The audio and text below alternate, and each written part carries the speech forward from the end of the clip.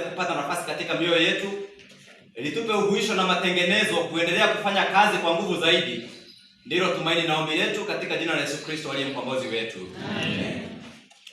Siku ya leo nitaanza na hadithi, maana nimeona watoto hawakupewa hadithi yao, na mahubiri yangu ambayo nitakuwa nikiyaleta siku ya leo yatakuwa yana mada inayosema, na ningependa tuweze kutega sikio kwa dakika chache tu, na baada ya dakika hizi chache ambazo mbingu itaona ni vema niweze kusimama mbele yenu, nitakuwa nimeweka kikomo cha mahubiri haya kama mbingu itakavyoona vema.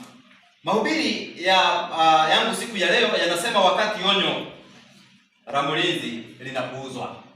Wakati onyo la mlinzi linapuuzwa. Wapendwa, kulikuwa na mji mmoja ambao uliitwa mji wa Pompeii. Mji wa Pompeii ulikuwa mji mmoja katika nchi ya Italy, na inasemekana ya kwamba ilikuwa ni maeneo ambayo yalikuwa na rutuba sana. Tena mji huu wa Pompeii ukawa ya kwamba uko mahali ambapo palikuwa karibu na mlima ambao unaitwa mlima Vicious. Wakazi wa mji huu ambao ulikuwa mji wa Pompeii wakawa ni watu ambao wamebombea sana katika ukulima, na haswa ukulima ambao ulikuwa ukulima wa perishable goods. Na kwa hivyo walikuwa wakulima wazuri sana, wale ambao wanajua perishable goods, ni ndio karati, ni ndio gojeti na vitu vingine ambavyo havikai sokoni sana.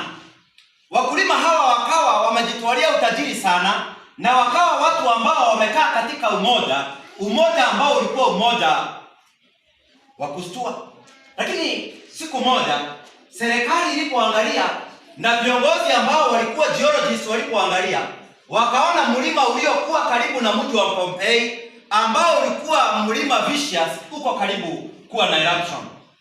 Na kwa hivyo bila shaka wakatumwa viongozi kadha wa kadha wa kiserikali, wakaambiwa tunawatuma katika mji huo wa Pompeii ili muende mtoe tahadhari na onyo.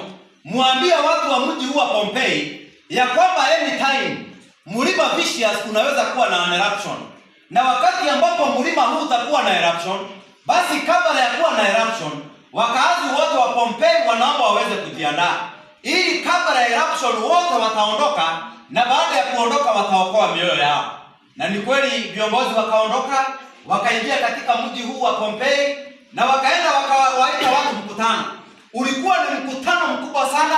Watu wakaambiwa, sikilizeni, mji huu wenu ingawa kwamba ni mji ulio na rutuba sana, ni mji ambao uko na umoja sana, kuna hatari moja, maana mlima mnaoona mkubwa hapo unaitwa mlima Vicious.